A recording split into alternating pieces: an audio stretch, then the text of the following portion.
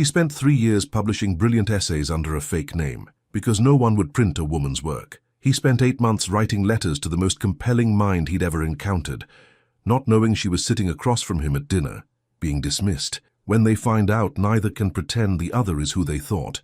The carriage arrived at Fenwick Park in the kind of rain that had clearly been planning this for days.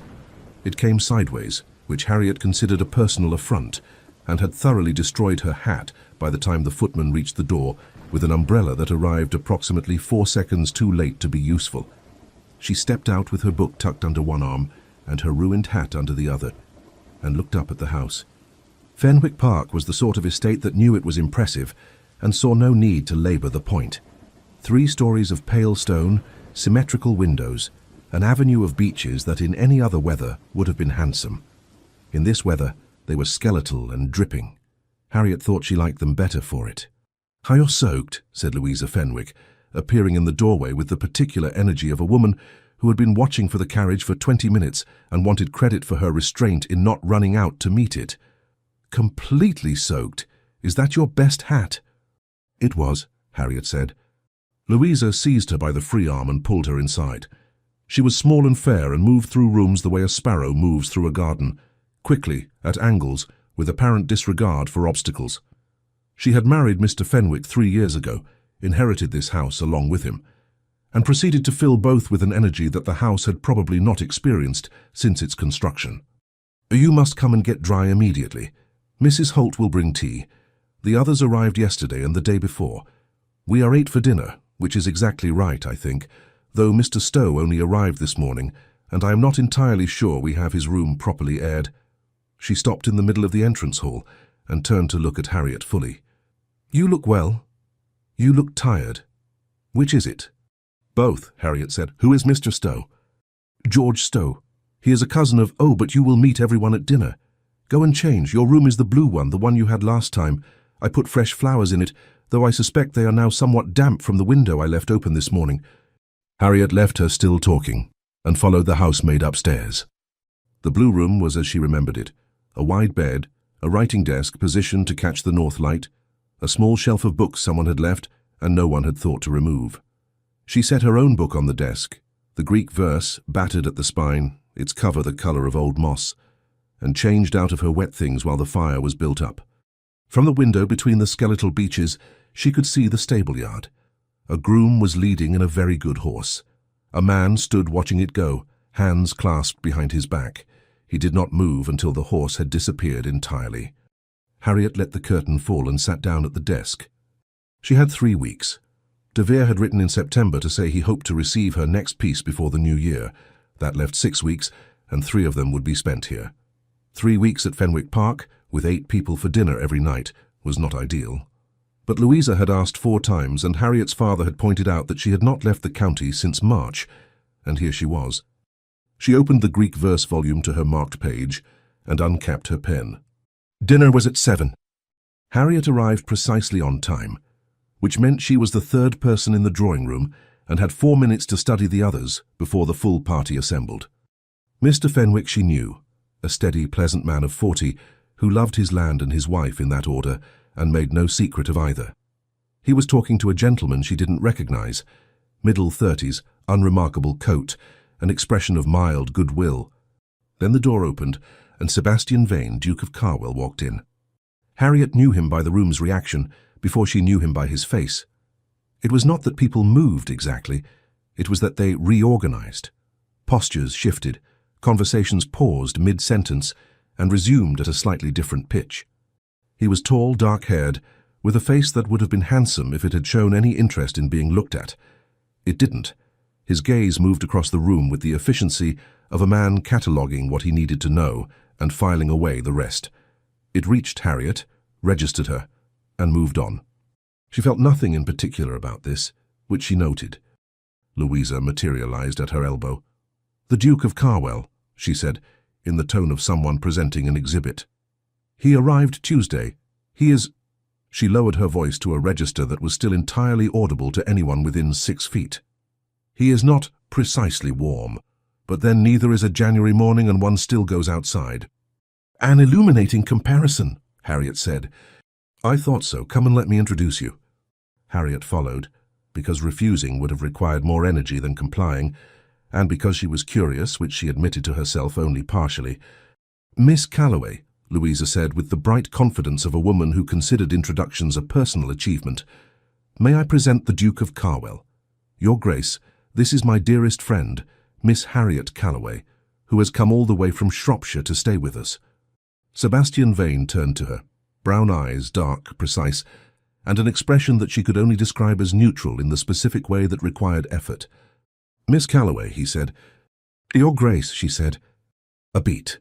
He inclined his head and returned his attention to Mr. Fenwick. Louisa, undeterred, was already moving toward the next introduction.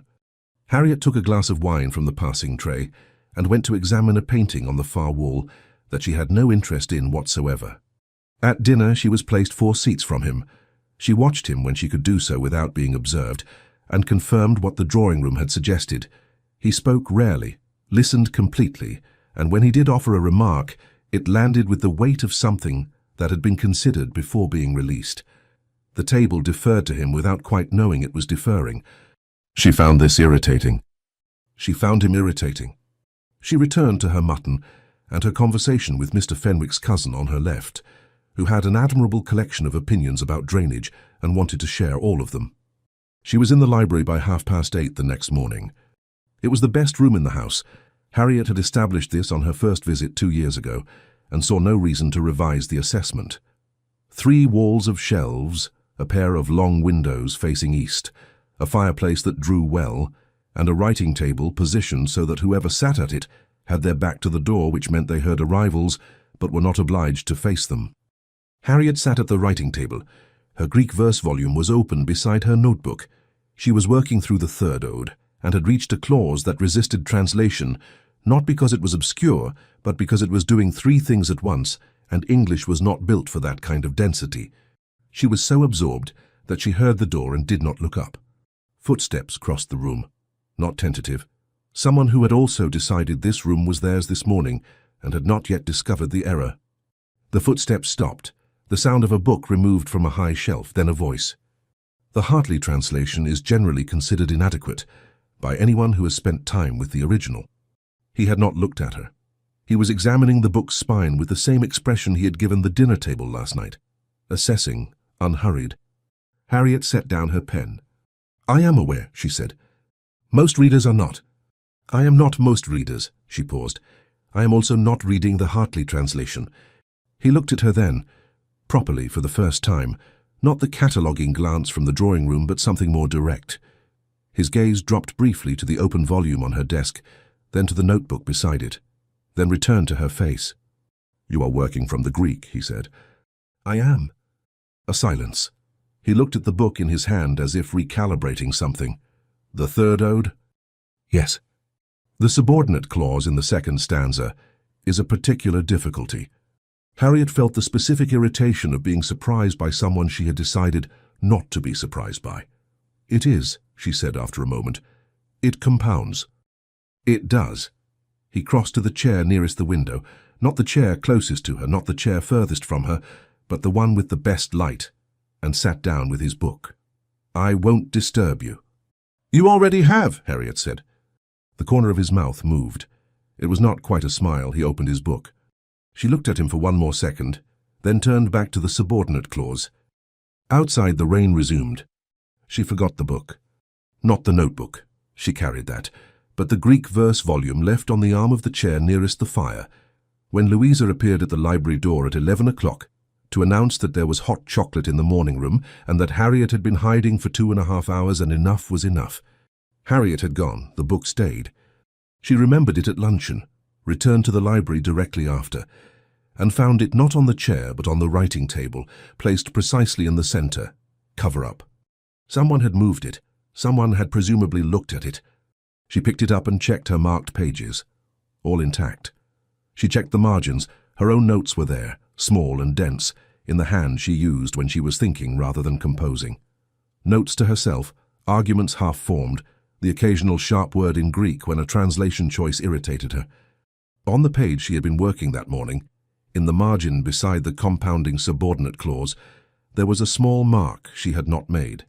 A single line, underscored. as if someone had found the same problem and wanted to note it. Harriet stared at it. Then she closed the book, tucked it under her arm and went upstairs to dress for the afternoon. The rain made the decision for them. By 2 o'clock it had settled into the kind of steady, purposeful downpour that cancelled the planned walk to the Folly and sent the house party indoors to redistribute itself among the available rooms. The drawing room absorbed most of them. The card table in the morning room took 3 more. Harriet went to the small sitting room off the east corridor, which had a decent fireplace and no card table, and was therefore unlikely to attract company. She settled into the window seat with her notebook and had been working for 20 minutes when the door opened. Sebastian Vane stopped when he saw her. A brief pause, 1 second, no more, and then he came in anyway, which she found either rude or refreshing and could not decide which. "There is a card game in progress in the morning room," she said. "I am aware," he said, "and a great deal of conversation in the drawing room. Also aware." He took the chair by the fire, the same unerring selection of the best available position she had observed that morning, and opened his book. They worked in silence for a quarter of an hour. It was not the silence of 2 people ignoring each other. It was something else which Harriet declined to name but was aware of. George Stowe appeared in the doorway, took in the scene and retreated without a word. Harriet did not see this. Sebastian did. "You are translating," Sebastian said without looking up. "I am." "For what purpose?" She considered the question. For the purpose of understanding what was actually said, rather than what the existing translations claim was said. "They are not always the same thing." He looked up. "No," he said, "they are not." He returned to his book. "Which ode?" "The 5th now. I finished the 3rd this morning." "The 5th is less resistant." "It is more melancholy." A pause. "Yes," he said, "it is." She looked at him. He was reading, or appeared to be reading, and his expression had shifted from its usual precision to something she might, if pressed, have called attention. Not to the book. He was not looking at her either. He was somewhere between the two. "You read Greek," she said. "Adequately." "You had opinions about the Hartley translation this morning. Having opinions does not require fluency." "No," she agreed, "but yours was specific." He looked at her again. The brown eyes were, she noticed, not cold precisely, more like a temperature that had been selected rather than arrived at. "My tutor at Oxford was a man who considered imprecise translation a moral failing," he said. "Some of it took hold." "And the rest of it?" "The rest of it I've spent 15 years politely ignoring." He turned a page. "What college did your tutor attend?" The question landed with full awareness of what it implied, that she had not been to Oxford, could not have, and that he knew this and was asking anyway. She looked at him steadily. "He didn't. He was my father." "A clergyman?" "A scholar. There is a distinction." "There is," he said, and he said it without irony, which she had not expected. Outside the window the rain intensified briefly, drummed on the glass and eased. Neither of them remarked on it. George Stowe had ridden to the post town that morning. Harriet learned this at luncheon, not from George himself, who had returned by noon and said nothing of his errand, but from Louisa, who mentioned it while explaining why the 4th place on the left side of the table was briefly empty. "He rode out at first light," Louisa said, with the mild satisfaction of a woman who tracked the movements of her household accurately, if not always usefully. "Some correspondence forwarded up from London, I believe. He is back now." George was indeed back, seated beside Sebastian at the far end of the table, a damp leather satchel deposited somewhere out of sight, his greatcoat presumably with the servants. He had the particular expression of a man who had carried information a long way and had not yet decided how to put it down. Harriet was 3 places from him, between Mr. Fenwick and the mild-mannered gentleman from the drawing-room, whose name turned out to be Mr. Aldrich, and whose opinions on drainage had, it emerged, not been exhausted the previous evening. She was not attending to Sebastian's end of the table. She was not attempting to. But the room was not large and voices carried, and she heard George Stowe say, in the careful tone of a man choosing words, "Hartley's man forwarded it with the Morning Post, the list and the particulars, and then, after a pause, he considers the matter rather pressing." Sebastian said something she did not catch. George said, "Your mother's view is known. Alderton's daughter is the preference if it can be arranged before the session." Another pause. Then Sebastian, level as a ruled line, "It can't." "Carwell." "Not at the table, George." Silence at that end.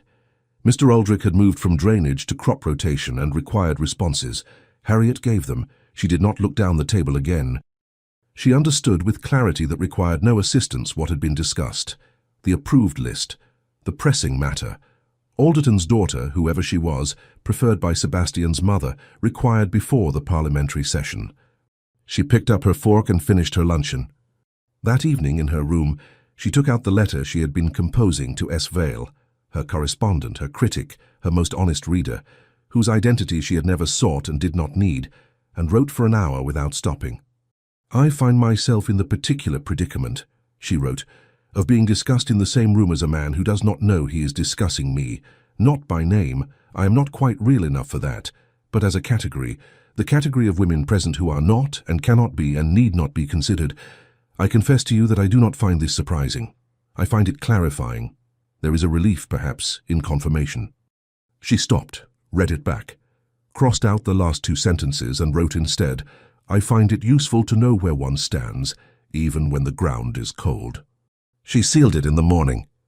Sebastian wrote to H. Calloway that same night. He sat at the small desk in his room with the fire low and George's silence.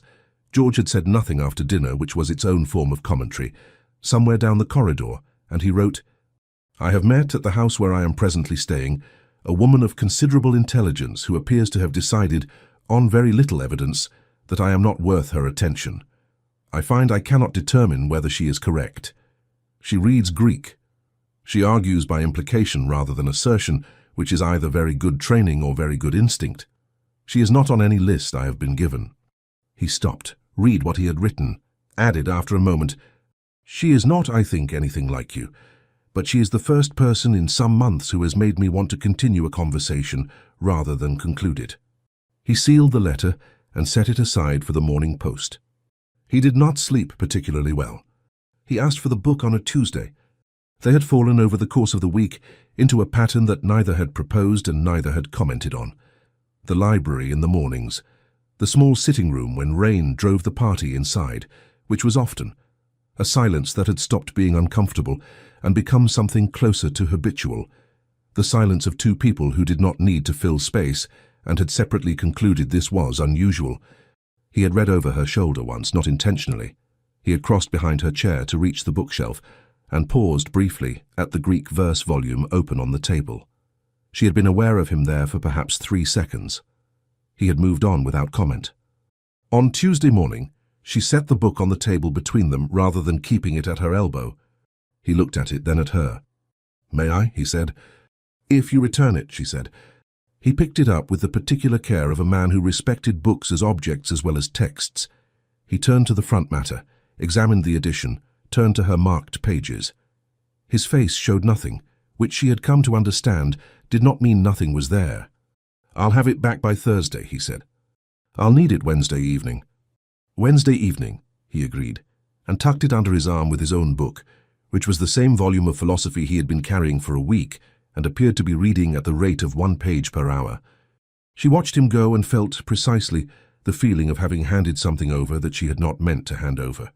Not the book. Something the book contained. The house party gathered that afternoon in the drawing room, all 8 of them, which was unusual and entirely Louisa's doing. She had organized an informal debate on the subject of modern literature, which was really an excuse to get everyone in the same room, and had made the excellent tactical decision of providing very good wine alongside it. The debate was lively, which is to say that Mr. Aldrich had opinions, and Mr. Fenwick had opinions, and 2 of the other guests had opinions, and Louisa had so many opinions delivered in such rapid succession that the debate structure had largely collapsed within 20 minutes into a general conversation about reading, which was better anyway. Harriet had been speaking with one of the other guests, a Mrs. Poole visiting with her husband, who had read widely and thought precisely, when Louisa appeared at her shoulder with the abruptness of a woman following a thought before it escaped. "Harriet," she said, "you subscribe to the Review, don't you? The literary one, the quarterly? There was that essay last month, the one about classical translation and what we lose in the modern mode. Did you read it? I thought of you immediately when I read it. Or rather, I thought, Harriet would either love this or have written it herself." She laughed at her own joke and moved on to refill Mr. Eldrick's glass without waiting for an answer. Harriet held very still. Across the room, Sebastian Vane set down his wineglass. He had not been part of the debate. He had occupied the chair nearest the fireplace, as he occupied most chairs, with the air of a man who had not planned to stay, but found himself remaining, and had listened more than he spoke, which in a room of 8 people meant he had listened a great deal. The essay, he said into a brief gap in the general conversation, is the most precise argument about the relationship between translation and interpretation that the journal has published in 3 years. The author understands something that most classicists resist, that fidelity to the text and fidelity to the meaning are not always the same obligation. The room gave this its attention. Mrs. Poole agreed. Mr. Fenwick said he had not read it, but would. 2 other voices joined. Harriet looked at her hands in her lap. She looked at the fireplace. She looked at the window. She did not look at Sebastian Vane. The conversation moved on. The wine was replenished. Louisa proposed that someone play the pianoforte and the question of who absorbed the room entirely. Harriet excused herself at 8:30 and went to bed. She lay in the dark for a long time and thought about a man who had read her work and admired it in the same sentence he had used to dismiss her. Not her. The woman in the drawing room whom he had catalogued and set aside. H. Calloway, the author, that he would follow anywhere. Harriet Calloway, the person, not on any list. She turned over and looked at the ceiling. It clarified something she had been reluctant to name. Not anger exactly. Something older and more specific. The exhaustion of being 2 people, and the knowledge that only one of them was allowed to matter. She went to the library late, past 10 when the house had settled, because she could not sleep and the notebook called and the fire in her room had gone low. He was already there. She stopped in the doorway. He was at the writing table, her writing table where she had been working all week, with the Greek verse volume open before him and a candle burning close. He had a pen in his hand. He looked up when she entered. Neither of them spoke for a moment. "I said Wednesday evening," she said. "It is Wednesday evening," he said. She crossed the room and held out her hand. He closed the book, paused, and placed it in her hand. Their fingers did not touch. She sat in the chair by the fire, the one that had become, by some unspoken agreement, hers, and opened the book. He had not disturbed her marked pages. He had not written in the margins beside her notes. He had turned instead to the 5th ode, the melancholy one, and on the wide margin of the left-hand page, beside the 3rd stanza, he had written 4 words in a small, controlled hand. "This one resists too." Harriet read it again. The 5th ode was not a translation problem. It was not obscure. It resisted because of what it said, not how it said it. A quiet argument about the distance between what we mean and what we are able to offer, written by a man dead for 2,000 years who had apparently understood the problem perfectly. She looked up. He was watching her read. "It does," she said. He nodded once. He picked up his philosophy volume and turned a page. She turned back to the 5th ode. The fire settled. The candle burned. Outside the window the rain had stopped at last, and the silence it left behind was complete. Neither of them left for another hour. The Morning Post arrived at Fenwick Park at 9:30. Harriet was at breakfast when the footman brought the letters in on a small silver tray and distributed them with the efficiency of a man who had learned not to linger. Mr. Fenwick received 2. Louisa received 1 and opened it before she had finished her toast. George Stowe received 1 and pocketed it without expression. Sebastian received 1. He looked at it, turned it over, and set it beside his coffee cup unopened. Harriet watched him do this and looked away. She had one of her own, from her father, she assumed, recognizing the hand, and opened it to find a short note inquiring after her health, reporting that the cat had destroyed the curtains in his study, and mentioning, with a casualness that did not fool her for a moment, that Mr. de Vere had written again to ask when her next piece might be expected. She folded the note, placed it in her pocket, and finished her coffee. By 11, the breakfast room had emptied. Louisa had organized a party to drive to the village, in the one carriage that the rain hadn't rendered an act of optimism. Mr. Fenwick had gone to the estate office. George Stowe was somewhere unaccounted for. Harriet went to the library. Sebastian was there before her. Not at the writing table, at the window, standing with his back to the room, his unopened letter now open in his hand. He turned when she came in. He did not put the letter away. "Miss Calloway," he said. "I can return later," she said. No. He looked at the letter in his hand, then at her, then at the room as if triangulating something. Stay. It was not a request exactly. It was not quite a command. It was the voice of a man who had decided something and not yet said what. She came in and went to her chair, the one by the fire, and sat down. She did not open her notebook. He remained standing. The letter in his hand, she saw now, bore a seal she recognized. Small, dark blue wax, the impression of a press she had seen before on the letters forwarded through her father's direction, the seal of De Vere and Marsh, publishers of the Quarterly Review. Her stomach performed a single, precise movement. He looked at the letter again. Then, with the deliberateness of a man who had decided to do something unusual and intended to do it fully, he read aloud. Dear S. Vale, I write to convey the enthusiastic reception of your most recent letter to this office regarding the work of H. Calloway, and to inform you that I have given the matter serious consideration. I should be glad to discuss it further at your earliest convenience. In the meantime, H. Calloway's latest piece, the translation of the Fifth Ode, accompanied by the critical essay, has been accepted for the March issue under the usual arrangement. We trust this finds you well. De Vere. He stopped reading. The room was very quiet. Harriet was aware with great precision of the fire to her left, the window behind him, the book on the table between them, her Greek verse volume, returned now, sitting where she had left it that morning. She was aware of her own hands, folded in her lap, which she did not move. Sebastian looked up from the letter. He looked at her face.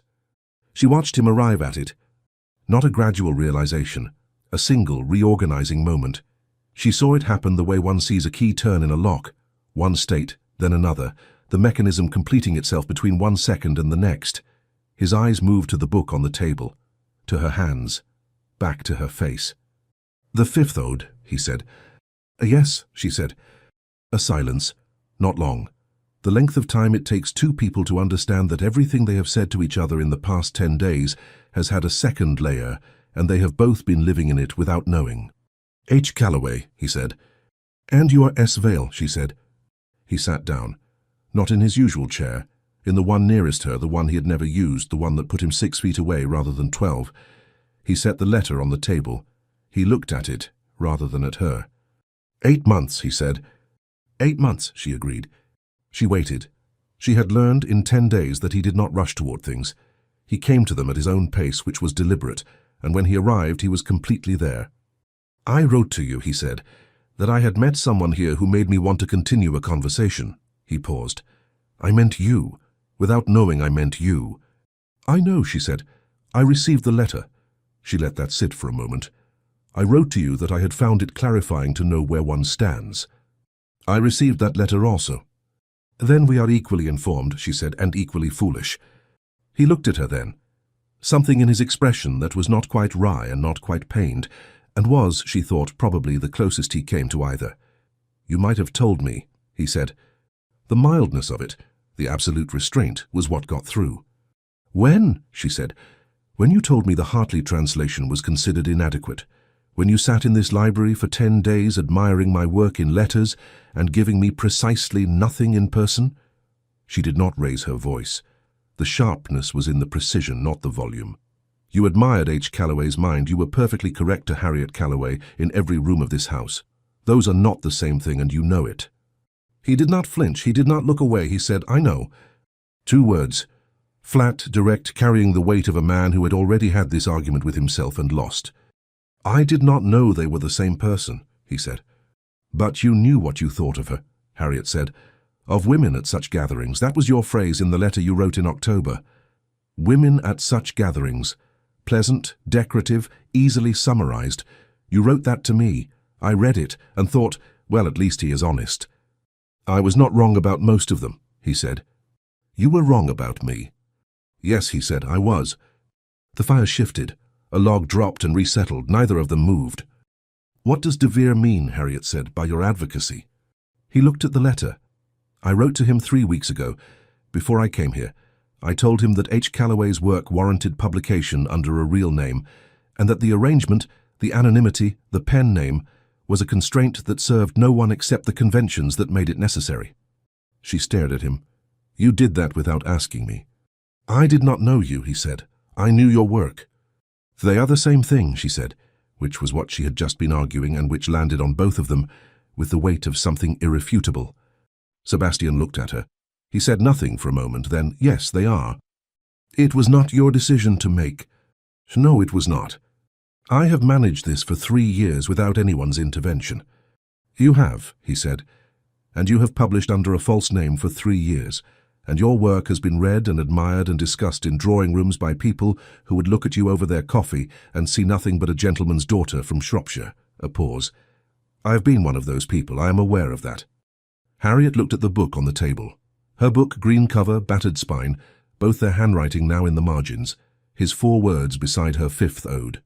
This one resists too. What did De Vere say, she asked, when you wrote to him? That it was a matter for the author's discretion, Sebastian said, that he would raise it when the time came. He looked at her. It appears the time has come. Because you pushed it. Because you submitted the 5th ode, he said, and it is better than anything published in that journal in the past 2 years, and it deserves a name on it. Your name. Harriet stood up, not in anger, in the specific restlessness of someone who has received too much information and needs to be vertical. She went to the window. Outside, the beaches dripped. The sky was a uniform grey that showed no intention of changing. And the other matter, she said to the window, the political one. She heard him still. George mentioned it, she said. At luncheon I was not attending, I was not trying to attend. She turned around. I understand what this house party is for. I understand what I am not. He stood now too. The room felt smaller. Harriet, he said.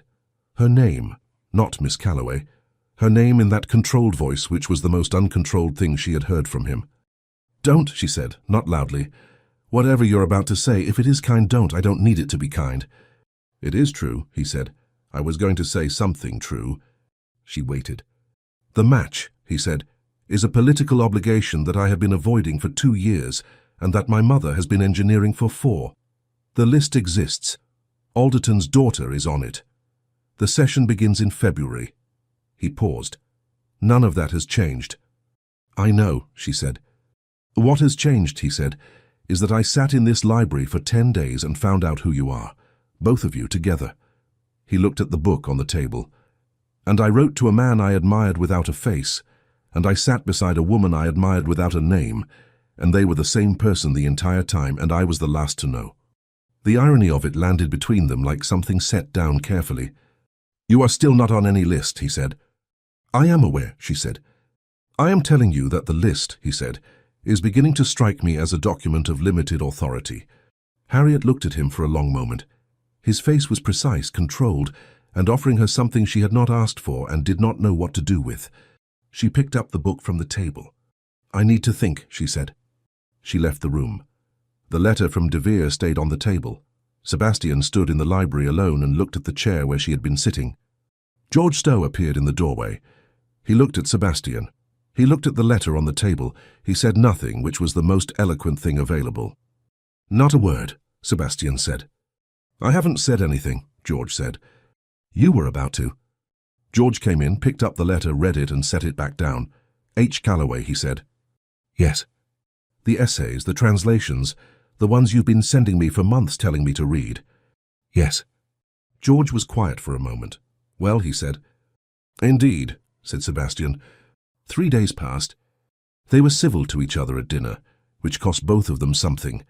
They were not in the library at the same time, which cost more. Harriet worked in her room, the book on the desk beside her, and wrote 3 pages of the essay and crossed out 2 of them and wrote them again differently. She wrote nothing to S. Vale. There was, for the first time in 8 months, nothing she could say to him that she had not already said to his face. Louisa noticed.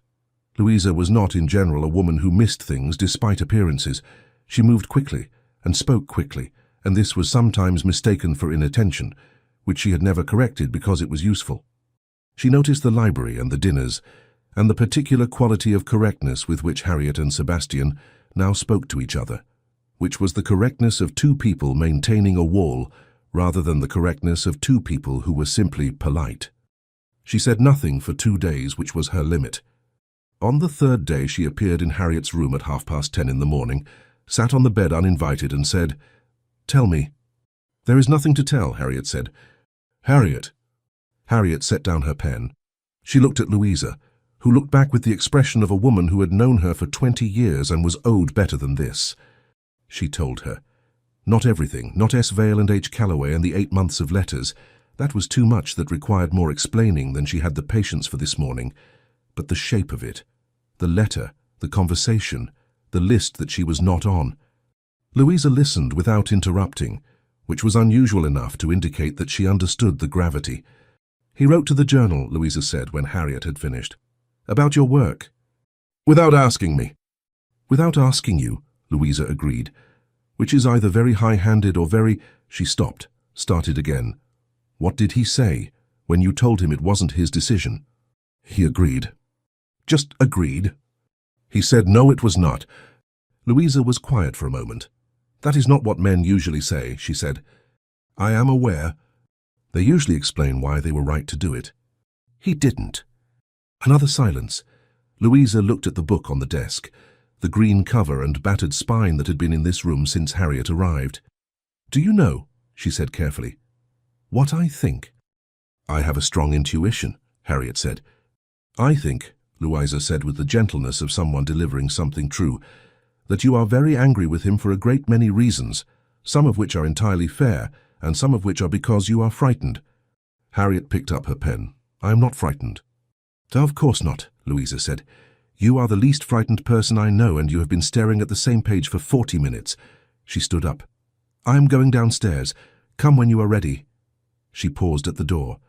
"The essay is very good, Harriet. The fifth ode one. I read it when it came out. I didn't know it was you, and I thought, whoever wrote this understands something true." She left before Harriet could respond. Harriet looked at the page. The same paragraph she had been revising for the past hour looked back at her. She put the pen down. Sebastian was in the stable yard. He went there when he needed to think, which George had identified years ago and respected. The horses did not require conversation, the physical work of checking tack, speaking to the grooms, watching the animals move. It ordered things that the inside of his head sometimes did not. George found him there anyway. "She's leaving Friday," George said, leaning on the stable door with the ease of a man who had delivered difficult news before and had learned not to preface it. Sebastian continued examining the bay gelding's near foreleg. "Who told you?" "Louisa, she didn't mean to. She was explaining the dinner arrangements and said there would only be 7 on Saturday." George paused. 2 days, Carwell." "I heard you." "I'm not sure you're listening." Sebastian straightened and looked at his cousin. George's face held the expression it always held in these moments, not alarm, not judgment, but the careful attention of a man who would not tell him what to do and would also not pretend the situation was other than it was. "The list," Sebastian said. "Is a list," George said. "It is not a parliamentary act." "My mother." "Your mother," George said, "has been managing your affairs since your father died and has done it competently, and has also never, in my observation, met anyone who interested you enough to make you forget what you were reading." He let that sit. "I have watched you sit in rooms with women your mother approved of for 4 years. I have never seen you look like you have looked in that library." Sebastian looked at the horse. "It is not a simple thing." "No," George agreed. "It isn't. The political connection is real. The family expectation is real. The list is—" He paused. "The list is also a list of women who do not translate Greek in the margins of their own books and correspond with journals under false names, because society has given them no other option." He pushed off the stable door. "I am not telling you what to do." "You are doing an excellent impression of it." "I am telling you what is true," George said. "What you do with it is your own affair." He went back inside. Sebastian stood in the stable yard for a long time. The bay gelding put its head over the door and regarded him without expectation. "Quite," Sebastian said to the horse. He found her in the library. She was always in the library.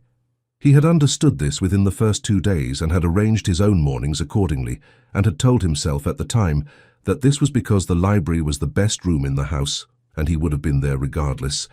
He no longer told himself this. She looked up when he came in. She did not look surprised. She looked like a woman who had been waiting for something and was now determining whether this was it. He came in. He did not take his usual chair. "I owe you an apology," he said, standing. "For the letter to De Vere, it was not my right." You have apologized, she said. I'm apologizing again. It does not require 2 apologies. The first one was not sufficient. She looked at him. What would sufficient look like? I don't know, he said, which was honest. I know what I should not have done. I am less certain about the remediation. He paused. I have written to De Vere again. I told him the matter of publication under a real name is entirely H. Calloway's decision, and that he should not act on my previous letter without her explicit instruction. Harriet was quiet for a moment. When did you write that? Yesterday. She absorbed this. And the original letter? Also withdrawn insofar as it can be. He may have already discussed it with colleagues. I cannot undo what has been discussed. I can only tell him not to act. She looked at her hands, then at the book on the table, then at him. Why? Because it was not my decision, he said, and I was wrong to make it, and being right about your work does not make me right about your choices. The room was very still. That is a more nuanced understanding than I expected, she said. I have had 3 days, he said. I think quickly when the situation warrants it. She almost smiled. He saw it, the corner of her mouth, the small pull of it, and felt something in his chest that he was thoroughly tired of not naming. George tells me you are leaving Friday, he said. Saturday, actually, she said. Louisa miscounted. 1 additional day. 1 additional day. He sat down then in his chair. The correct one this time, the one by the window, 12 feet from hers. He looked at her directly. I want to tell you something, and I need you not to interrupt until I have finished, because I will not say it well, and the attempt may take longer than it ought. Harriet set down her pen. I am listening. The match, he said. The list. My mother's preference and the political obligation and all the rest of it. These are real things. I am not dismissing them. I have obligations that exist whether I find them convenient or not, and I am not a man who discards obligations because they become inconvenient. He paused. But I have spent 8 months writing to a mind I respected without reservation, and 10 days sitting across a room from a woman who has not once deferred to me when she thought I was wrong, and the experience of those 2 things being the same person is— He stopped, started again. I'm trying to say that the list was made before I knew what I was looking for, and that what I was looking for was already writing to me. Harriet looked at him for a long moment. That is, she said, the most precisely constructed romantic declaration I have encountered. I am not a man who does things imprecisely. I had noticed. She was quiet then. And the list? I have written to my mother, he said. I told her I require more time. She will not be pleased. That is not an answer. No, he said. It is the beginning of one. He looked at her steadily. I am asking you not to leave on Saturday with the assumption that this conversation is concluded. She looked at the book on the table. She looked at the window, the dripping beaches, the grey sky that had not changed in a fortnight. She looked at him. I will not leave, she said, with that assumption. Good, he said. I have conditions, she said. I expected you would. The writing continues. The journal continues. If I publish under a real name, it is because I decide it, not because you advocate for it to De Vere without my knowledge. Agreed. You do not manage my correspondence. I had no intention of managing your correspondence. You have a history of acting on it, she said. I have a history, he said carefully, of acting on things I feel strongly about before consulting the people most affected. I am aware this is a failing. I am working on it. Harriet looked at him for a long moment. Are you? She said. No, he said, but I am willing to try, which in my experience amounts to the same thing. This time she did smile. Brief, real, the kind that had no performance in it. I need more time, she said. Not for the feelings. Those are sufficiently clear, and I see no use in pretending otherwise. For the practicalities. What marriage to a duke would mean for what I do and who I am. Take the time, he said. I will still be here. You may, she said, also still be on the list. That, he said, is a problem for February. The last dinner of the house party was on Friday evening. Louisa, who had organized everything else, appeared to have organized this one toward a particular end. She placed Harriet and Sebastian beside each other at table for the first time. This was either obliviousness or precision. Harriet, who knew Louisa, understood it was the latter. They talked. Not carefully, not in the calibrated register of the past fortnight, but with the ease of people who had stopped performing ignorance. He told her what he remembered of his tutor's method. She told him about her father's library, the years of reading everything available because available was all there was. The Greek verse volume found in a lot of unsorted books purchased from an estate sale when she was 17. "You have had it since you were 17, he said. "It was my first serious translation project," she said. "I was terrible at it." The marginalia don't suggest someone who was terrible at it. "The early pages are not annotated," she said. "I knew enough even then to be embarrassed by my first attempts." He looked at her. "Show me." "They are very bad." "I would like to see them regardless." She considered. Then she picked up the book from beside her plate. She had brought it to dinner, as she brought it everywhere, which several of the other guests had noticed and none had commented on, and opened to the first pages. The marginalia there were a younger hand, uncertain, occasionally wrong, reaching for precision she didn't yet have. She watched him read them. "These are not bad," he said. "You are being kind." "I am not kind," he said mildly. "I am accurate. The instinct was there from the beginning. The technique came after."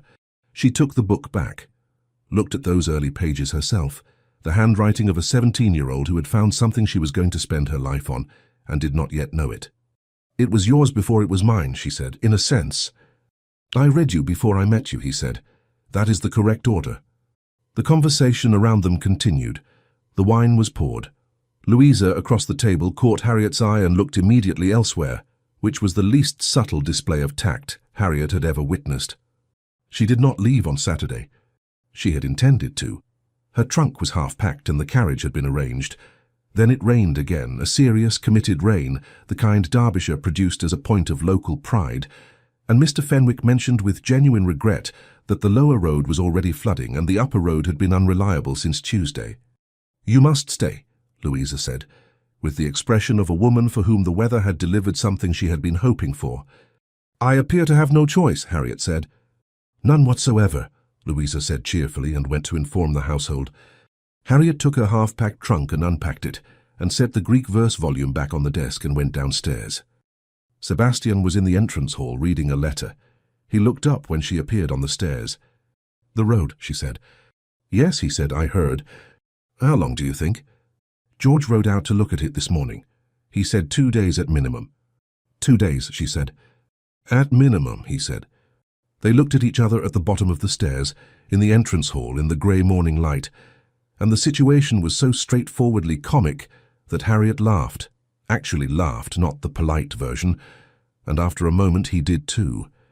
It was a small sound, controlled even in its abandon, and she filed it away as the most revealing thing she had heard him produce.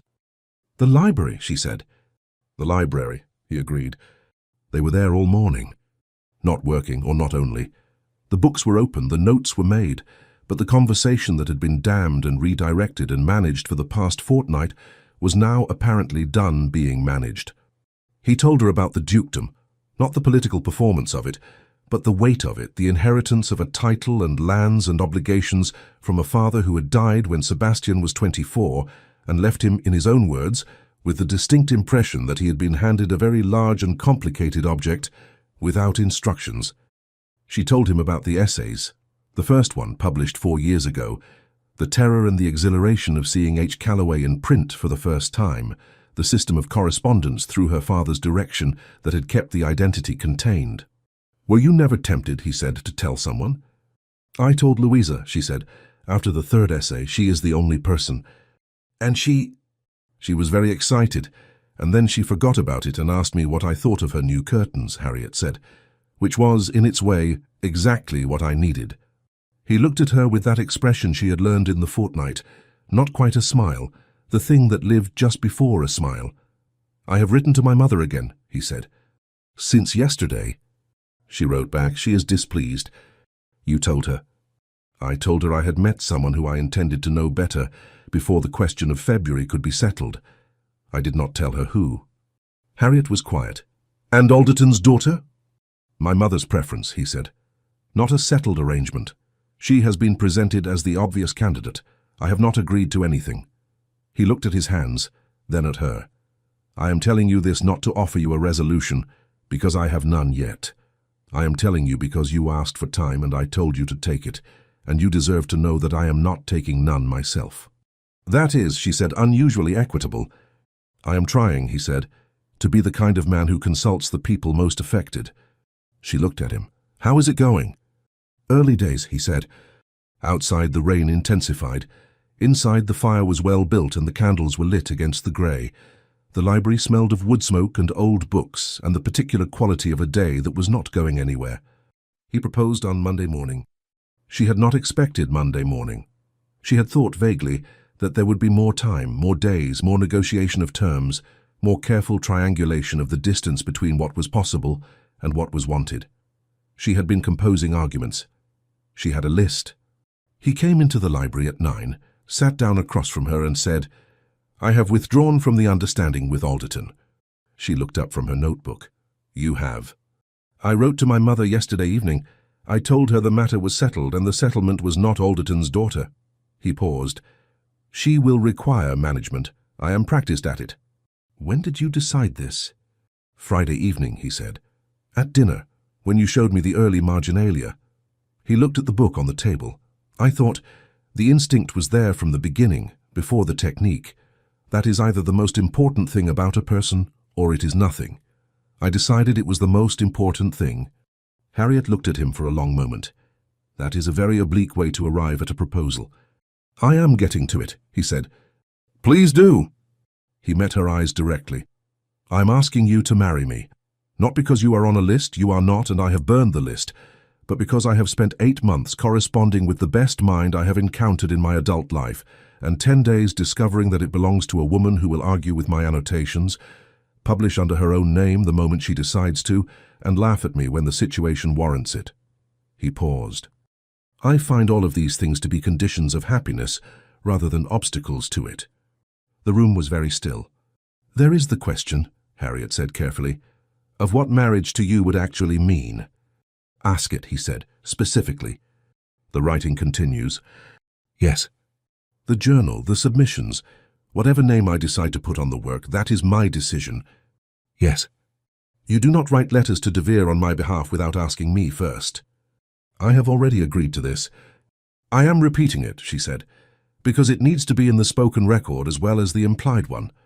"Harriet Calloway," he said with a patience that was not quite patience but was choosing to look like it, "I agree. Your work is yours. Your decisions about it are yours. I would like to read it before it is published because I believe I am your best reader, and I would like to argue with it before the world does, but I will not act on it without your knowledge." She was quiet for a moment. "That is," she said, "the most reasonable thing you have said in a fortnight. I have been building to it." She looked at him. His face was its usual controlled self, and under that control she could now read, as she had learned to read in 10 days of proximity, what was actually there. Not composure in the absence of feeling, composure in the management of a great deal of it. She kissed him. She had not entirely planned this, or she had planned it in the abstract, the way one plans a thing that seems inevitable, without quite believing it will arrive. But he was sitting across the table from her with that expression, and the book was between them and the fire was lit, and she had been arguing with him in margins and letters and across dinner tables for 10 days and 8 months respectively, and enough was enough. He was still for one startled second, then he was not still at all. He kissed her back with the focused thoroughness of a man who, when he decided to do something, did it completely, and the composure he had maintained for the entire fortnight was entirely, comprehensively gone. She felt him reach for it and not bother. When they stopped, they were both quiet for a moment. "Yes," she said, "I will marry you." "You kissed me first," he said. "I was answering the question," she said. "I answer in the mode that seems most efficient." He looked at her, the almost smile but larger this time, actually present, actually visible. "I have been waiting," he said, "for months for someone to argue with who would also do that." "The two are not usually combined," she said. "No," he said, "they are not." He reached across the table and took her hand. She let him. "I will write to my mother today. She will be displeased." "She will recover," he said. "She is resilient and I am her only son, and she will eventually prefer a daughter-in-law who reads Greek to no daughter-in-law at all." "That is an optimistic reading of the situation." "I am occasionally optimistic," he said. "It doesn't last." They were married in December. The ceremony was small, the church in the village nearest Fenwick Park, which Harriet had chosen because it was pretty, and because Louisa, who organized everything given the opportunity, was more manageable at close range. Mr. Fenwick gave a short speech at the wedding breakfast that was heartfelt and slightly misattributed two of the facts, and Louisa cried, which she had promised she would not do and did not try very hard to prevent. George Stowe stood up with Sebastian and said precisely one word to Harriet before the ceremony, which was, "Good." She had found this, on balance, the most satisfying endorsement available. Harriet wore her good dress and no gloves. Someone at the wedding breakfast, a connection of Sebastian's she had not met before, a woman of 60 with the expression of a person who had attended many such events and formed views on all of them, looked at Harriet's bare hands and then at Sebastian and said with the bright precision of genuine astonishment, "This is rather unexpected, Carwell." "Yes," Harriet said pleasantly, "I think so too." The woman opened her mouth, closed it and turned to speak to George. Sebastian beside Harriet did not smile. He looked directly ahead with the expression of a man exercising significant self-control, and she felt his hand find hers under the table and hold it. The house in London was very large. Harriet had known this in the abstract. She had not quite prepared for the specific reality of a house that contained, among other things, 2 libraries, one official for receiving, and one private, at the back of the second floor, which Sebastian had been using as a study for years and which, she discovered on her 3rd day, had better light than the official one and a window seat that looked over the garden. She claimed it. He found her there on the 4th morning with her notebook and the Greek verse volume and a cup of tea she had apparently transported from the breakfast room without assistance, and he stood in the doorway for a moment before she looked up. "This is your study," she said. "It was," he said. "I can work elsewhere." "You can," he said, and came in and sat at the desk. He had papers. She had her notebook. The window let in the thin December light, and the garden below was bare and frost-edged and the color of pewter. They worked in silence for an hour. It was not the silence of 2 people ignoring each other. It had never been that. The March issue of the Quarterly Review arrived on a Tuesday. Sebastian brought it up from the Morning Post and set it on the desk without comment. She was at the window seat. He sat across from her. She opened it, found the page. "The Fifth Ode, Translation and Interpretation," it said, and beneath the title, in the same print as the title, in the same weight and size, as if it were simply a fact like any other fact, by Harriet Carwell. Not H. Calloway, not a false name, not a half name, not a set of initials that could belong to anyone. Her name, her full name, the one that now carried a title society would notice, and a scandal it would not quickly forgive. She had known this when she wrote to Davia 3 weeks ago. She had known it when she signed the letter. She had told Sebastian the night before she sent it, which was the correct order of things, and he had said nothing for a moment and then said, "Davia will print it." And she had said, "I know." And that had been the entirety of the discussion, which was also the correct length. Harriet Carwell. She read the first paragraph, then she looked up. Sebastian was watching her. He had not opened his own letters. He had been watching her read. "Well," he said. She looked down at her name on the page, then at the book on the desk between them. The Greek verse volume, green cover, battered spine, its margins now so full of 2 different handwritings that there was almost no white space left. His notes in the careful, controlled hand, hers in the hand she used when she was thinking. "It's right," she said, "the translation. It's the closest I've gotten." "I know," he said. "I read it." "You argued with the second stanza." "The second stanza has a problem." "The second stanza is fine," she said. "We will disagree about the second stanza," he said, "for the foreseeable future." "Yes," she said, "we will." She looked at her name again, turned the page, began to read. He picked up his letters. Outside the window, the frost had begun to lift. The garden below was still bare, still pewter grey, but the light had changed, the particular shift of a December morning deciding, after consideration, to become an afternoon. She noticed it and did not remark on it. She finished reading. She set the journal down. She picked up her pen, opened the notebook to a fresh page, and wrote the first line of the next essay.